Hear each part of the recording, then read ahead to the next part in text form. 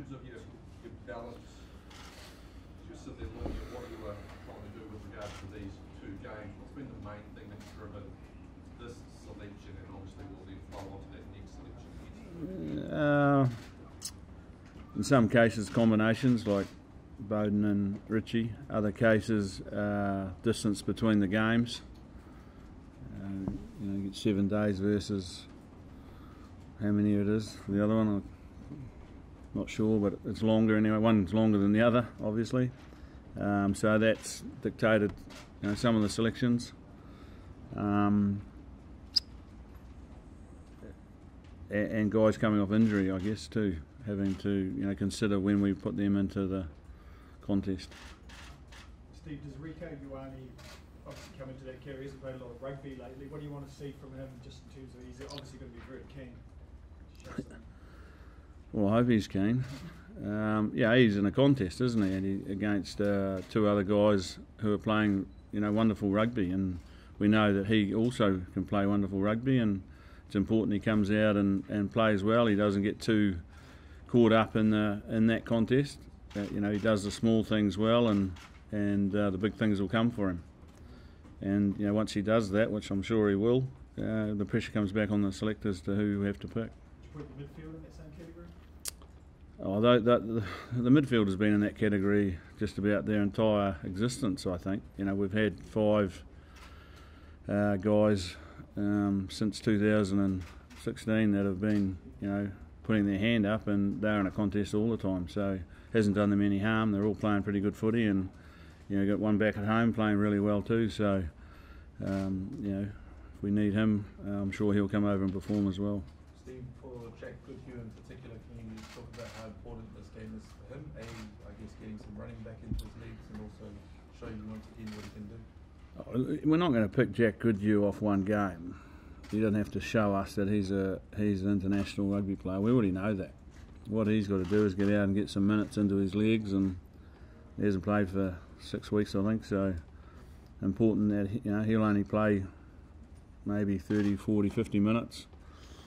But it's important he gets through that and gets through it well. Steve,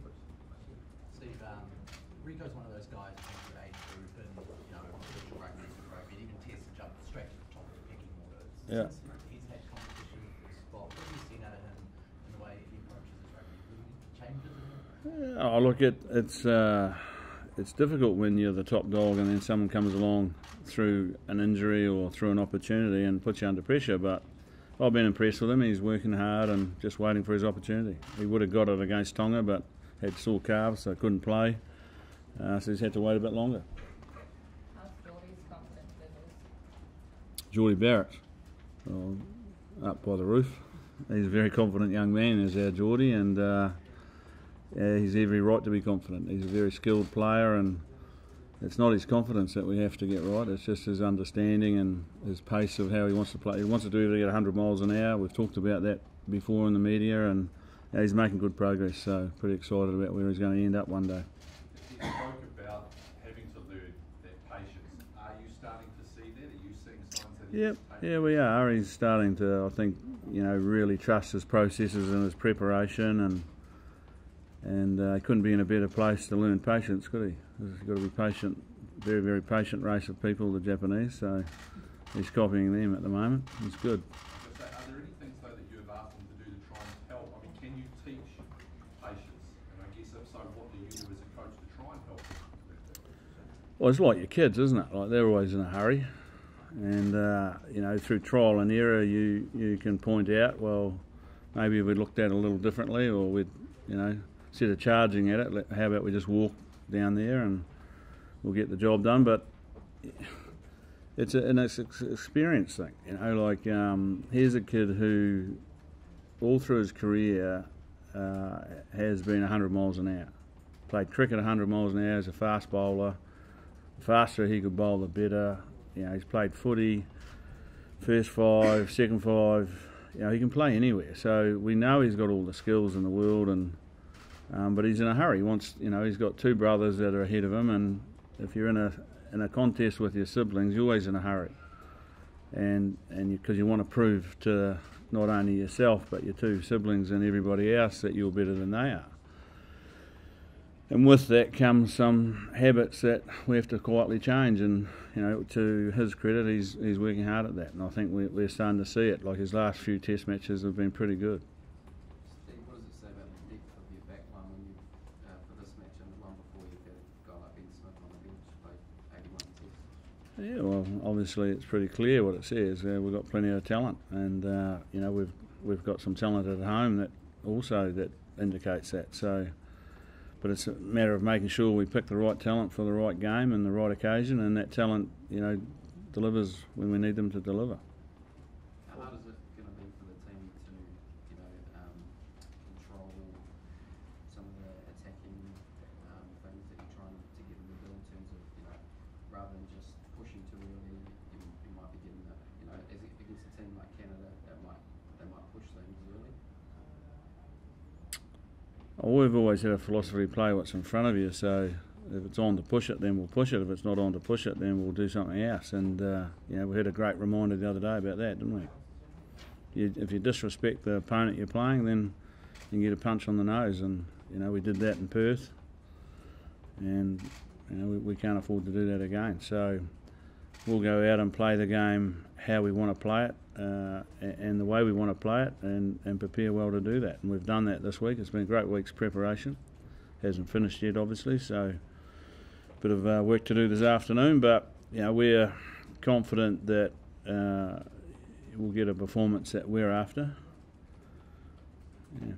Steve, can you talk a little bit about the World Cup in general so far and what you've made of it? It's been some thrilling games, and particularly interested to get your opinion on the Japanese victory and what it might have done for the sport. Well, the tournament's been pretty exciting, I reckon. Like the Japanese game that you're talking about, you wouldn't get a better game of rugby. I thought they were outstanding in their performance, and for the tournament, what a major boost for the home nation who no one expected them to beat the number 2 side, ranked side in the world, and they've come out and they took it to them right from the word go, and put them under extreme pressure, and in the end got the result they wanted to. So you could tell by the crowd, 30 minutes after the game finished, they're still in the stands celebrating, which was awesome, isn't it? And it's great for rugby here. The little kids that want to play the game will get excited, and overall great for rugby. Steve, I guess you have analysed the time bowling play of this game. Is it relevant for anything of this World Cup? I don't get too carried away about stats like that. I think each game has its own life, and it pans out its own way. So, one game you might play and have a huge amount of ball in play, and another game you might have very little. So it depends on what the opposition allowing you to do. Steve, did you watch that game last night between Wales and Yep. Aussies? What did you think of that? Another good game of footy. Australia a bit unlucky. Didn't get over the top, but that's life in sport. It's not fair. Your old mate Michael Cheika's had a bit to say in the aftermath. He claims the officials are spooked, and he was embarrassed by the way it was. What do you think about that? Is that What are you asking me about Michael Cheika or the ref? do you think he's got a legitimate point to say that Oh, look, officials are kind of got something hanging over them? it's a fairly loaded question, Mark, and you've been watching the games, and all I'll say about the tournament and the referees, and I'm not going to say any more, so please don't ask me. They're under a lot of pressure, and I talked before we came to this tournament about how pressure can affect rugby teams that are under pressure, and referees are no different. So there's no point everybody climbing into them, because it's not going to do anything other than put them under more pressure, and it's not going to fix the problems. Just back on the Japan performance from a New Zealand point of view, do you feel as though Jamie Joseph might have put his hand up to sort of take over from the job you're leaving? Wow, another loaded question. Look, Jamie Joseph's a very good coach. He didn't become one overnight just because he coached Japan to beat Ireland. You always find it amusing. You beat somebody, then all of a sudden you're a super coach, I got the world record for the most losses in a row, and I got the world record for the most wins in a row. So, what kind of coach am I? So coaching's a lot more than just the results. Is he good enough to be an All Black coach? I think he is one day, yep, I do. Am I picking the next coach? No, so there's not much point even asking me what my opinion is, because those people that are appointing him won't take any notice of it anyway, and probably rightly so. You mentioned Anne was outstanding match against Ireland, but do you think you can learn from watching the match last Saturday for the future? Well, we'd be very silly if we didn't, because they did plenty to give us to think about, and you know, their speed of ball was great, their line speed was awesome. They just kept coming, didn't they? Time after time after time, and showed a lot of courage, a lot of intent, and a lot of skill. So, you know, hats off to them. It was a really great performance, and one that the whole of Japan should be proud of. Steve, is that the tempo that the All Blacks want to play at? The way Japan were playing, is that the tempo, the speed that you're getting your guys to try and play? Well, we like to play fast. I don't know if we want to play that fast, or if we can play that fast. You know, I mean, you have to be certain.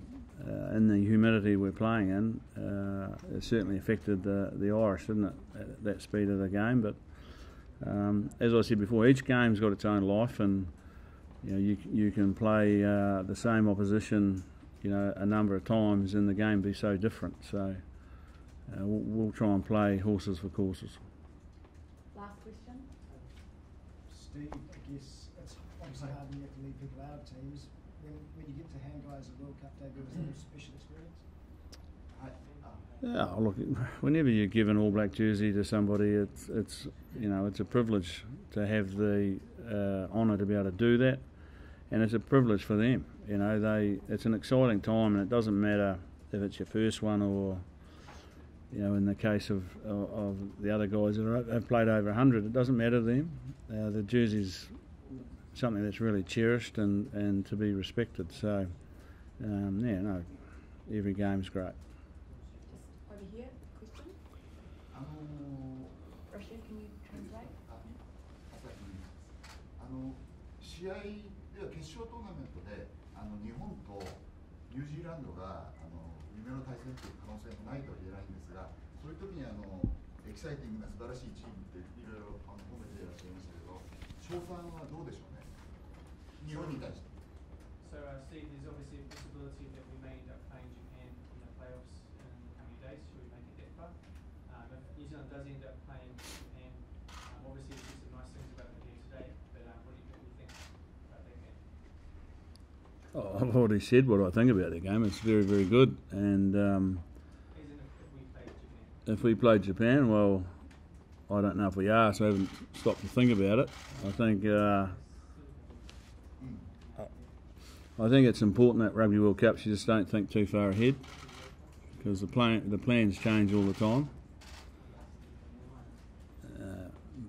But if we have to play Japan, then we'll prepare accordingly, and you know, we'll expect what we just saw the other day, them coming at us 100 miles an hour and wanting to turn, you know, opportunities to fast ball. So we'll have to make plans to make sure they can't do that, and no different than any other game, we'll have strategies to try and combat what they do, what their strengths are, and try and attack their weaknesses.